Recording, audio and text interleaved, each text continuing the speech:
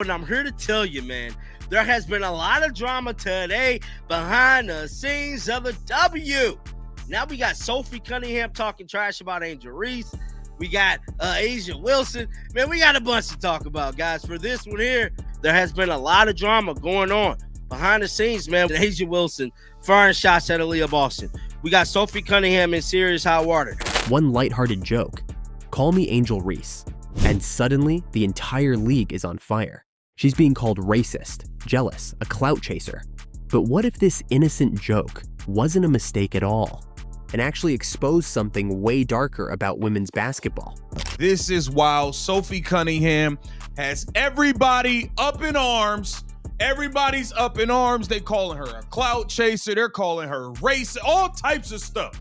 All types of stuff. Sophie knows how to stir the pot. Shots fired at Angel Reese. Because what happened next didn't just reveal a social media meltdown. It revealed the double standard no one in the WNBA wants to talk about. Let's break this down. It all started when Sophie Cunningham was on her podcast talking about her new diet. She mentioned cutting out gluten, eating chicken, and joked, "I guess I'm turning into a Victoria's Secret model. Call me Angel Reese." That was it. 7 harmless words. And the internet went nuclear. A huge one I forgot to mention is gluten, which is in every carb pretty much possible. And I know they make like gluten-free stuff, but that tastes weird to me. I can still eat chicken. That's good. Yeah, I feel like I'm going to be kind of turning into a rabbit. So I don't know. I guess I'm going to turn into a Victoria's Secret model. Call me Angel Reese. Within hours, Twitter, Instagram, and TikTok exploded. People accused Sophie of mocking Angel's body, of being jealous of her modeling success, of punching up for attention. And within a day, the comment section was a war zone. Race got dragged into it immediately. People called Sophie racist, insecure, and desperate for clout. But here's where things get interesting, and it's the part almost everyone missed. Because Sophie Cunningham didn't stumble into controversy. She created it, on purpose. See, Sophie isn't just a player anymore. She's building a media brand. She's 1/3 of a podcast called Tres Leches. She's entering the media space, and she knows exactly what gets people talking. Controversy creates engagement. Engagement builds brand value. And in 2025, no names drive more engagement than Angel Reese and Caitlin Clark. By mentioning Angel, Sophie instantly inserted herself into the league's most viral conversation. It wasn't random, it was strategic. She knew what she was doing. Think about it. Angel Reese is one of the most recognizable faces in sports right now. She walked the Victoria's Secret runway. She's got national sponsorships, millions of followers, and mainstream attention that few WNBA players have ever reached. By jokingly calling herself Angel Reese, Sophie put herself right in the center of that spotlight. And every reaction, good or bad, only boosted her relevance. The people screaming clout chaser are actually proving her point, because we're talking about her right now. And that's exactly what she wanted. But beneath that, there's something much deeper going on. And it's what has longtime WNBA fans divided. Because the outrage over Sophie's joke revealed a double standard that's been brewing for years. When Caitlin Clark does media appearances, people say she's distracted. When Angel Reese does them, she's building her brand. When Sophie Cunningham makes a joke about it, she's racist. Same actions, different reactions. And that's not a coincidence. It's a reflection of how fractured the WNBA's culture has become. People want to talk about growth, visibility, and unity. But behind the scenes, there's resentment, division, and hypocrisy. It's not just about basketball anymore. It's about who's allowed to say what. Now, let's zoom out, because around the same time Sophie's clip went viral, another star, A'ja Wilson, was caught up in her own controversy. To the next story, and that, my friends, is this one. So somebody sent me this. This was Aaliyah Boston, basically being attacked by A'ja Wilson. So A'ja Wilson shared this on her story. She stated, "The only special whistle I know." At the Las Vegas Aces championship celebration, Aja grabbed a whistle and said, "The only special whistle I know." She was mocking critics who accused her of getting special treatment from referees. But here's the problem. That game she's joking about? She shot 19 free throws. That's more than the entire Phoenix Mercury team combined. Let that sink in. One player had more free throws than an entire roster. And instead of addressing that reality, Aja laughed it off. She mocked the criticism. Now compare the reactions. Sophie makes a harmless joke and gets destroyed. Aja mocks legitimate officiating bias, and people cheer her on. No outrage, no accusations, no cancellation. It's the same pattern, just in reverse. Some players get protected, others get punished. And the result is a credibility problem the WNBA can't ignore anymore. Caitlin Clark gets hammered on the court with no calls. Aja Wilson gets breathed on, and the refs blow the whistle. Aaliyah Boston gets hacked in the paint. Nothing. Meanwhile, Aja's mocking those who even question it. And the fans see it. They see the bias. They see the favoritism. And they're losing trust. Because how can a league grow when its stars are treated differently? Not based on performance, but on popularity and perception. Back to Sophie. Her joke didn't destroy Angel Reese. It destroyed the illusion that this league plays fair, in competition or in conversation. People can pretend it's about a joke, but the truth is, this was about control, about who's allowed to comment, who's allowed to laugh, who's allowed to exist in the spotlight without being torn down. Sophie's words were never cruel, they were calculated. She saw what Angel did, turning fame into business, and she followed the same playbook. That's not jealousy, that's smart. But here's the uncomfortable truth that everyone's avoiding. When Angel Reese leverages her fame, she's praised. When Sophie does it, she's punished. And that double standard is exactly why this story caught fire. Because deep down, fans aren't mad that Sophie made a joke. They're mad that she used the same system others use and made it work. That's the hypocrisy at the heart of women's basketball right now. You can talk about empowerment, equality, and growth. But if one joke can cause this much chaos, it shows how fragile everything really is. The WNBA used to be about basketball. Now it's about the drama around basketball. Every headline is controversy. Every conversation is racial. Every rivalry turns into something bigger than the game. And here's the kicker. The drama works. It's growing the league. It's drawing new fans. It's keeping everyone talking. But it's also burning out the people who came for the sport. The ones who just want to watch great basketball without turning every moment into a social war. That's what makes this story so fascinating, because Sophie Cunningham knew exactly what she was doing. She didn't take down Angel Reese. She used her name to expose the culture that rewards controversy and punishes honesty. And that's the part no one wants to admit. This wasn't a slip of the tongue. It was a mirror. A perfectly timed, perfectly placed reflection of everything the WNBA is right now. Brilliant, messy, divided, and addicted to drama. Sophie's joke didn't destroy Angel Reese. It destroyed the illusion that women's basketball is united. It proved that in this league, the most dangerous thing you can do is tell a joke that hits too close to the truth.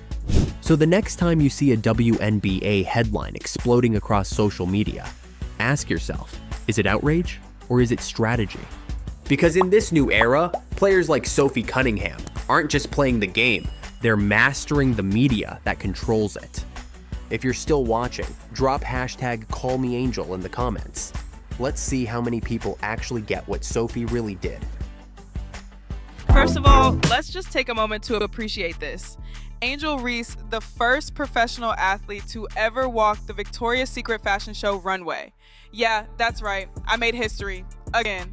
I told everyone I was the Bayou Barbie. I never said which court I'd be dominating next. One week I'm grabbing rebounds, the next week I'm grabbing hearts. And let's be honest, Caitlin Clark could never. This runway requires elegance, rhythm, and just the right amount of attitude. She's got the jump shot, but I've got the walk shot.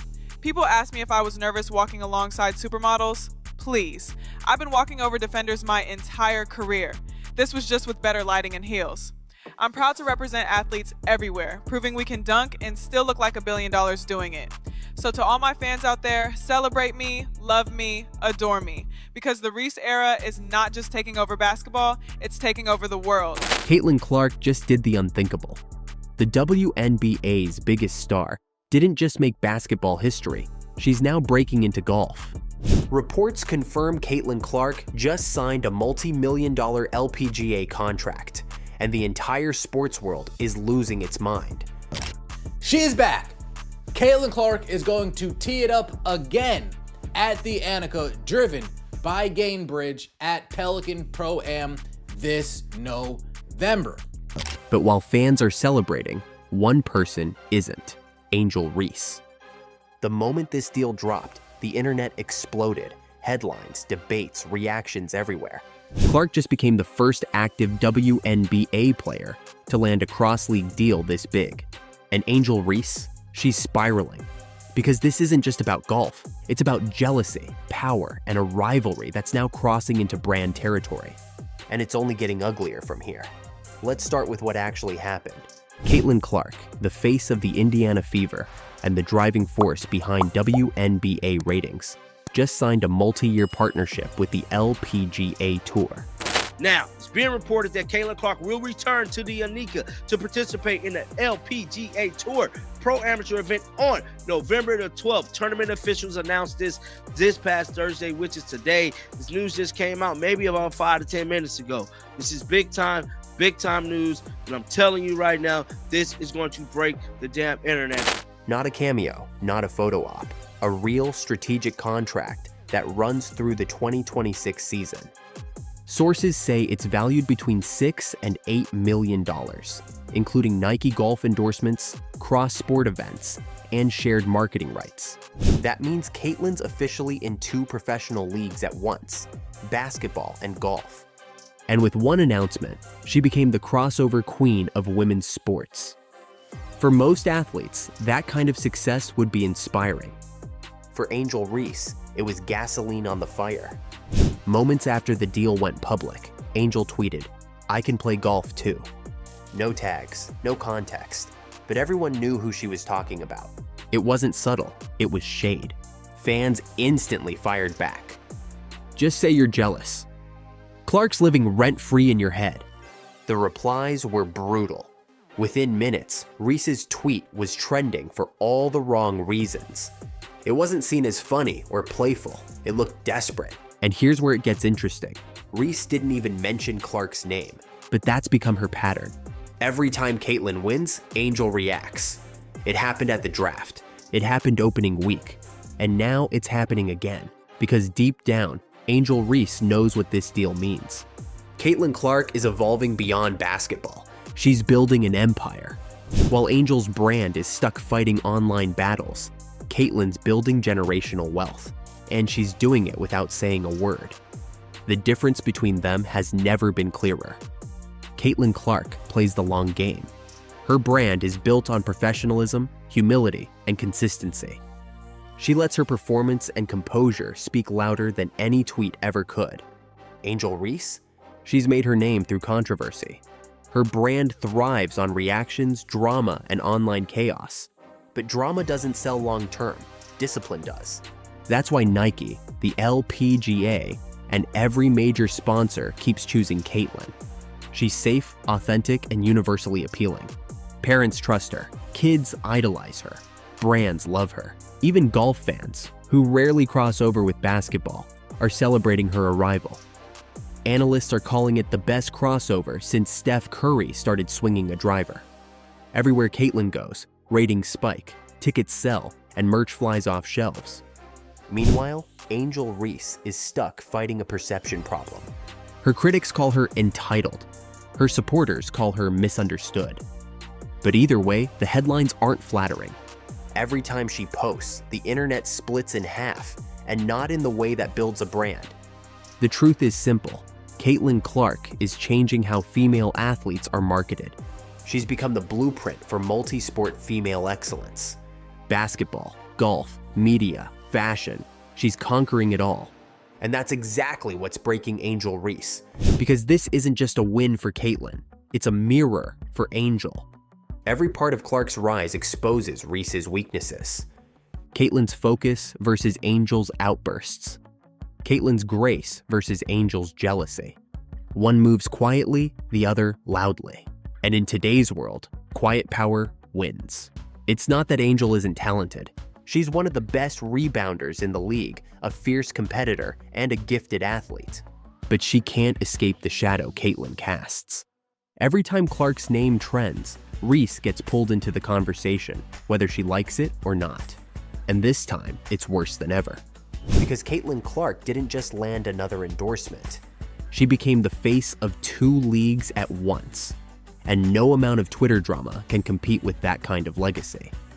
By the next morning, Angel Reese tried to walk it back. She claimed the tweet was just for fun. But the internet wasn't buying it. The screenshots, the memes, the debates. It was too late. Caitlyn Clark stayed silent. No response, no shade, no press comment. And that silence made her look even stronger. Because in an era where everyone's talking, Caitlyn's power comes from restraint. Every tantrum Angel throws becomes another marketing win for Clark. Every insult turns into another sponsorship opportunity. Angel doesn't realize it yet, but she's fueling Caitlyn's rise every time she reacts. Meanwhile, brands are doubling down. Nike's already planning golf clinics and cross-promotional events. The LPGA is streaming tournaments at record levels. And Caitlyn's face? It's everywhere. TV, merchandise, billboards, you name it. She's not just the future of basketball. She's the symbol of women's sports dominance. And the more people hate, the more powerful she becomes. But here's the real twist. Insiders say this LPGA partnership is only the beginning. There are talks of a charity showcase pairing WNBA and LPGA stars together. Imagine Caitlyn Clark and Nelly Korda teeing off side by side on national TV, while Angel Reese tries to smile through the tension. That's not just a brand play, that's dominance in motion, and Angel Reese has a choice to make. She can keep fighting shadows online, or she can evolve. Because right now, her name only trends when Caitlyn's does, and that's not sustainable. If she wants longevity, she needs to stop reacting and start rebuilding. But as of today, there's no question who's winning. Caitlyn Clark is building an empire that no one can touch. Basketball, golf, media. She's playing chess while everyone else is still learning checkers. So here's the question. Is Angel Reese watching jealousy destroy her legacy in real time? Or is she about to make the comeback of her life? If you're still watching, drop Clark to LPGA in the comments. Let's see how many people are riding with Caitlyn all the way. All cameras, all people will be tuned in for the Annika Pro-Am. Why? To see the GOAT, Caitlyn Clark, take over the show. We have it here. Caitlyn Clark will compete in the Annika Pro-Am. This is gonna be fired. Caitlyn Clark just broke another rule. This time, not on the court, but on the golf course. The WNBA tried to stop her, but she didn't care. What happened next left the entire league scrambling, fans furious, and the commissioner completely silent. The story begins with a simple invitation. Let's talk about breaking news that is literally just showed up. I saw it come across my screen, went over. I got an athletic membership that I've had for a while, which is now the New York Times. Oh, anyway, long story short, they have now announced that Caitlyn Clark is going back to the LPGA Golf Tour. And it looks like she's going to participate in the same event that she was in last year, which garnered a hell of a lot of attention. Caitlyn Clark was asked to play in one of the biggest events in women's golf, the LPGA Annika Pro-Am, a charity showcase filled with global athletes, icons, and celebrities. For any player, it would have been an honor, but for Caitlyn, it became a battlefield.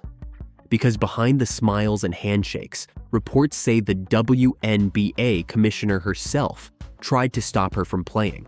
According to insiders, Caitlyn was warned directly. We don't allow this. Why? Because Caitlyn's brand had grown too powerful, too fast. Pro-Am tickets were just $25, but as soon as her name appeared, demand exploded by 1,200%. The LPGA embraced her instantly. They saw what the WNBA refuses to. Caitlin isn't just a player, she's a movement, a global icon, the kind of athlete who changes everything she touches. But the commissioner didn't see a success story. She saw a threat, a player stepping outside league control, connecting directly with fans, and commanding a level of attention the WNBA couldn't contain. So when Caitlin's team confirmed her participation, that's when the tension boiled over. Behind closed doors, the league pushed back hard. Reports claim she was told the event violated promotional rules, that she could be fined if she went through with it. Think about that. Fined for playing golf at a charity event. The same player who single-handedly boosted ratings, attendance, and merchandise sales across the entire WNBA, now being punished for bringing more visibility to women's sports. But Caitlin didn't back down, not this time. Her coach, Stephanie White, stepped in, and that changed everything. She looked the league in the eye and said, "She's going. You can't stop her." A head coach standing up to the commissioner for her players' independence. That's unheard of. That moment drew a line in the sand. Caitlin wasn't just representing herself anymore. She was representing every woman tired of being told what she can and can't do. Fans immediately took her side. Social media exploded. Why would the WNBA stop their biggest star from growing the game? Why punish the very person who made people care again? Even WNBA owners reportedly questioned the commissioner's decision behind the scenes. The silence from league headquarters only made it worse. Meanwhile, Caitlin handled it with class. When reporters asked about the drama, she smiled and said, "No one can stop me from competing. I love this game, all of them." That single sentence hit harder than any highlight, because she wasn't just talking about basketball. She was talking about freedom, about breaking barriers in a league that sometimes feels like it's afraid of its own success. Then came the event itself, and Caitlin proved her point. She played alongside world #1 golfer Nelly Korda and LPGA legend Annika Sorenstam. The LPGA was promoting the crap out of this event. And they also did something really smart by pairing her up with their currently #1 golfer in the world. And her name is Nelly Korda. So there are photos of Caitlin and Nelly literally everywhere. And the LPGA was so smart in doing this because they knew that there would be so many eyeballs on Caitlin. So if they put their #1 golfer, who is currently leading the sport and pushing the sport ahead, if they put her next to Caitlin for the entire event, that's just great. It's great for Nelly and it's great for everyone else. Turning the course into a stadium of cheers. Fans lined up hours before the event. Cameras followed her every move. And the energy? It felt bigger than basketball. The LPGA treated her like royalty. Smart, humble, magnetic. They paired her with their top athlete because they understood the moment. Golf wasn't competing with basketball. They were celebrating Caitlin's ability to unite fans across sports. And while the LPGA was trending for all the right reasons, the WNBA was trending for the opposite ones. Headlines started pouring in. Clark warned by league. WNBA control problem. Fans demand change. Even sports analysts began calling out the league's insecurity. One commentator said, "The LPGA just did in one day what the WNBA couldn't do in an entire season. They embraced Caitlin Clark's star power." Honestly, just got so triggered by Caitlin Clark's golf debut, and it is no fault of hers that I got upset. It is the fault of the WNBA because the LPGA just did everything that the WNBA should have been doing this season. They did it all correct in literally one day. The backlash grew so loud that fans started asking a new question. Is it time for a new commissioner? Because while Caitlin was out there smiling, playing for charity, and inspiring little girls everywhere, the WNBA's silence spoke volumes. No statement, no support, no acknowledgement, just tension. But here's where the story takes a turn. Caitlyn didn't use this moment to complain. She used it to lead. She stayed calm, focused, and kind, while still sending a powerful message through her actions. You can't silence me, you can't control me, and you can't stop me from inspiring others. That quote, "You can't stop me," spread like wildfire across every platform. It became a rallying cry for fans who were fed up with seeing women's sports treated like they need permission to succeed. Sponsors took notice too. Major brands rallied behind Caitlyn, praising her courage to stand tall in the face of unnecessary rules. They saw what fans saw, a leader who isn't waiting for approval anymore. And while the WNBA tried to limit her reach, the world gave her more power than ever. The LPGA gained record-breaking attention, ticket sales shattered records, and Caitlyn Clark proved, once again, that when she shows up, people care. Her success outside basketball sent a clear message. The future of women's sports doesn't belong to bureaucracy or outdated gatekeepers. It belongs to the players who aren't afraid to take risks. By the end of the tournament, even golf legends were praising her. Nelly Korda said Caitlyn was incredible, smooth, composed, and just fun to be around. Annika Sorenstam called her an inspiration for all athletes. Meanwhile, the WNBA found itself in a public relations disaster. The league that should have been celebrating Caitlyn's rise was instead accused of trying to hold her back. And that's when fans drew their own conclusion. Maybe this wasn't about golf at all. Maybe it was about power, about control, about a league that underestimated the voice of one woman who refuses to be silenced. Caitlyn Clark didn't just defy orders. She exposed a system built on fear of change. She reminded the world that leadership isn't about restriction. It's about letting stars shine. And when the LPGA welcomed her with open arms, it showed exactly what the WNBA could be, if it trusted its players instead of trying to control them. Now, fans are demanding answers. Should Caitlyn be punished for growing her influence? Or should the WNBA face the consequences for failing to support its biggest star? Because one thing's for sure, Caitlyn's not backing down. She's already made it clear. She'll keep playing, inspiring, and breaking barriers wherever she goes. And as for the league, they can either evolve or get left behind. If you stand with Caitlyn Clark, drop "You Can't Stop Her" in the comments. Let's see how many fans believe in her right to play, anywhere, anytime, without permission. About to get messy.